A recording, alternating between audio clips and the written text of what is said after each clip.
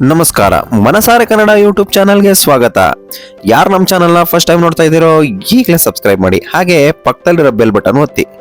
ನಾವಿವತ್ತು ನೋಡ್ತಾ ಇರೋದು ಚುಂಚನಕಟ್ಟೆ ಜಲಪಾತ ಅಥವಾ ಧನುಷ್ಕೋಟಿ ಜಲಪಾತ. ಮೈಸೂರು ಜಿಲ್ಲೆಯ KR ನಗರ ತಾಲೂಕಿನ ಚುಂಚನಕಟ್ಟೆಯಲ್ಲಿ ಇರುವ ಜಲಪಾತ ಇದು. ರಾಜ್ಯದ ಜೀವನದಿ ಕಾವೇರಿ ನದಿಯು ಇಲ್ಲಿ ಮೈತುಂಬಿ ಹರಿತಾ ಇರ್ತಾಳೆ. ಸುಮಾರು 65 ಅಡಿ ಎತ್ತರದಿಂದ ಧುಮುಕುವ ಜಲಪಾತ ಇದು. ಕೃಷ್ಣರಾಜನಗರದಿಂದ ಕೇವಲ 15 ಕಿಲೋಮೀಟರ್ ದೂರದಲ್ಲಿ ಇದೆ. ಶ್ರೀರಾಮನು ತನ್ನ ವನವಾಸದಲ್ಲಿ ತನ್ನ ಪತ್ನಿ ಸೀತಾದೇವಿಯೊಡನೆ ಇಲ್ಲಿಗೆ ಬಂದಿದ್ದನೆಂಬ ಇತಿಹಾಸವಿದೆ. ಚುಂಚನಕಟ್ಟೆ ಹಾಗೂ ಧನುಷ್ಕೋಟಿ ಎಂಬ 2 ಹೆಸರುಗಳಿಂದ ಇದನ್ನ ಕರೀತಾರೆ. ಇದು ಜಲಪಾತದ ಎಂಟ್ರೆನ್ಸ್ ಅಲ್ಲಿ ಒಂದು ಆರ್ಚ್ ರೀತಿ ನಿಮಗೆ ಕಾಣಿಸ್ತಾ ಇದೆ. ಈ ಆರ್ಚ್ ಅಲ್ಲಿ ಜಲಪಾತ ಅಂತ ಬರೆದಿದ್ದಾರೆ. ಹೀಗೆ ಇಲ್ಲೊಂದು ಗೇಟ್ ಇದೆ, ಗೇಟ್ ಹಾಕಿದ್ದಾರೆ. ಗೇಟಿಂದ ನಾವು ಒಳಗಡೆ ಕೂಡ ಅಲ್ಲಿ ಹತ್ರಕ್ಕೆ ಹೋಗೋದಕ್ಕೆ ಜಾಗ ಇದೆ. ಹಾಗೂ ಇವಾಗ ನೀರು ಜಾಸ್ತಿ ಇರೋದ್ರಿಂದ ನಾವು ಹೊರಗಡೆ ನಿಂತ್ಕೊಂಡು ನೋಡ್ಬೇಕಾಗತ್ತೆ. ಈ ನದಿ ಹರಿಯುವ ರಭಸ ಎಷ್ಟೇ ಇದ್ರೂ ಸಹ ಈ ದೇವಾಲಯದ ಗರ್ಭಗುಡಿಯ ಒಳಗಡೆ ಕೇಳಿಸುವುದಿಲ್ಲ. ಇದಕ್ಕೆ ಕಾರಣ ಅಂದ್ರೆ ಅಲ್ಲಿನ ಸ್ಥಳೀಯರು ಹೇಳೋ ಪ್ರಕಾರ ರಾಮಾಯಣ ಕಾಲದಲ್ಲಿ ರಾಮ, ಸೀತೆ, ಲಕ್ಷ್ಮಣ ಇಲ್ಲಿ ಕೆಲವು ಸಮಯ ವಾಸವಾಗಿದ್ರು ಅಂತ. ಹಾಗೂ ಈ ಸಂದರ್ಭದಲ್ಲಿ ಚುಂಚಿ ಎಂಬ ರಾಕ್ಷಸರು ವಾಸವಿದ್ರು. ಅವರು ಈ ಪ್ರದೇಶದ ಪ್ರಜೆಗಳಿಗೆ ನೀಡುತ್ತಿದ್ದಂತಹ ಹಿಂಸೆಯಿಂದ ಮುಕ್ತಿ ನೀಡೋಕ್ಕೋಸ್ಕರ ರಾಮನು ಆ ರಾಕ್ಷಸರನ್ನ ವಧೆ ಮಾಡ್ತಾನೆ.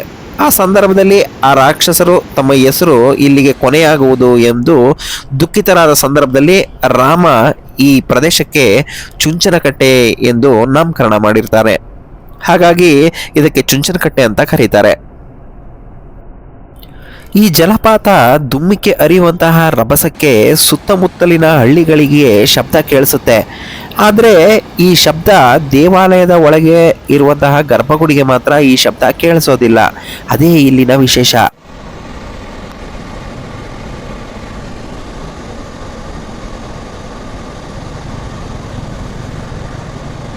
ಬೋರ್ಗರೆದು ಹರಿಯುತ್ತಿರುವಂತಹ ಈ ಜಲಪಾತ ನೋಡುಗರ ಕಣ್ಮನ ಸೆಳೆಯುತ್ತೆ. ಸುತ್ತಲೂ ಹಸಿರಾಗಿದ್ದು ಜಲಪಾತ ಧುಮ್ಮಿಕುವ ದೃಶ್ಯ ಕಣ್ಣನ್ನು ಮುದಗೊಳಿಸುತ್ತೆ. ನೀವು ನೋಡ್ತಾ ಇರೋ ಹಾಗೆ ಸುತ್ತಲೂ ಕೂಡ ಹಚ್ಚ ಹಸಿರಿನಿಂದ ಕೂಡಿದೆ. ಜಲಪಾತ ಹರಿದು ಹೋಗ್ತಾ ಇರೋ ದೃಶ್ಯವನ್ನು ನೀವು ಇಲ್ಲಿ ನೋಡ್ಬೋದು. ಕಾವೇರಿ ನದಿ ಹೀಗೆ ಮೈ ತುಂಬಿ ಹರಿತಾ ಇರೋದನ್ನ ನೋಡೋದಕ್ಕೆ ಒಂದು ಚಂದ. ಜಲಪಾತದ ಎಚ್ಚರಿಕೆ ಮತ್ತು ಕೆಲವು ಸೂಚನೆಗಳ ಒಂದು ಸೈನ್ ಬೋರ್ಡ್ ಅನ್ನ ಇಲ್ಲಿ ನಾವಿಲ್ಲಿ ನೋಡ್ತಾ ಇದ್ದೀವಿ. ನೀರು ಹೆಚ್ಚಾದಂತಹ ಸಂದರ್ಭದಲ್ಲಿ ಇಲ್ಲಿ ಕೆಲವು ಮಾರ್ಗಸೂಚಿಗಳನ್ನ ಹಾಕಲಾಗಿದ್ದು ಪ್ರವಾಸಿಗರು ಅದನ್ನ ಪಾಲಿಸಬೇಕಾಗತ್ತೆ. ಹಾಗೂ ಜಲಪಾತ ಧುಮ್ಮಿಕೆ ಹರಿಯುವಂತಹ ಒಂದು ಮನಮೋಹಕ ದೃಶ್ಯವನ್ನ ಇಲ್ಲಿ ನೀವು ನೋಡ್ತಾ ಇದ್ದೀರಾ.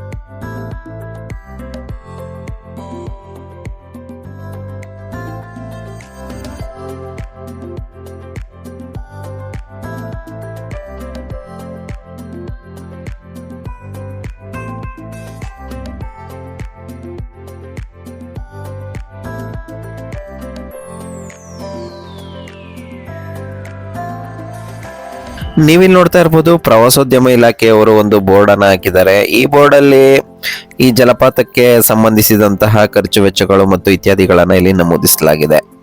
ಹಾಗೂ ಕುಳಿತುಕೊಳ್ಳಲು ಕೂಡ ಹೊರಭಾಗದಲ್ಲಿ ಇಲ್ಲಿ ಆರಾಮಾಗಿ ಕುಳಿತುಕೊಳ್ಳೋದಕ್ಕೆ ವ್ಯವಸ್ಥೆ ಇದೆ. ಕೂತ್ಕೊಂಡು ನಾವು ಸುತ್ತಲೂ ಜಲಪಾತವನ್ನ ನಾವು ನೋಡ್ಬೋದು, ವೀಕ್ಷಣೆ ಮಾಡ್ಬೋದು. ಮತ್ತೆ ಅಲ್ಲೊಂದು ವಾಚ್ ಟವರ್ ಅಂತ ಇದೆ. ಅದ್ರ ಮೇಲೆ ಹತ್ಕೊಂಡೋಗಿ ನಿಂತ್ಕೊಂಡ್ರೆ ನಮಗೆ ಸಂಪೂರ್ಣವಾದಂತಹ ಜಲಪಾತದ ದೃಶ್ಯ ನಮಗೆ ಕಾಣಿಸುತ್ತೆ. ಅದಕ್ಕೋಸ್ಕರ ಅಲ್ಲೊಂದು ವಾಚ್ ಟವರ್ ಅಂತ ಮಾಡಿದ್ದಾರೆ.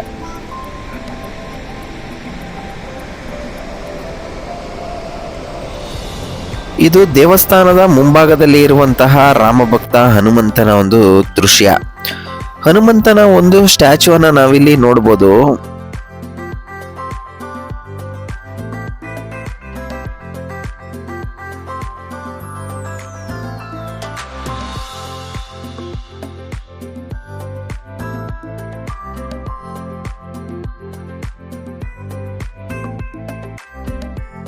ನೋಡಿ ಇದು ದೇವಸ್ಥಾನ, ನೀವು ನೋಡ್ತಾ ಇರೋದು ದೇವಸ್ಥಾನ.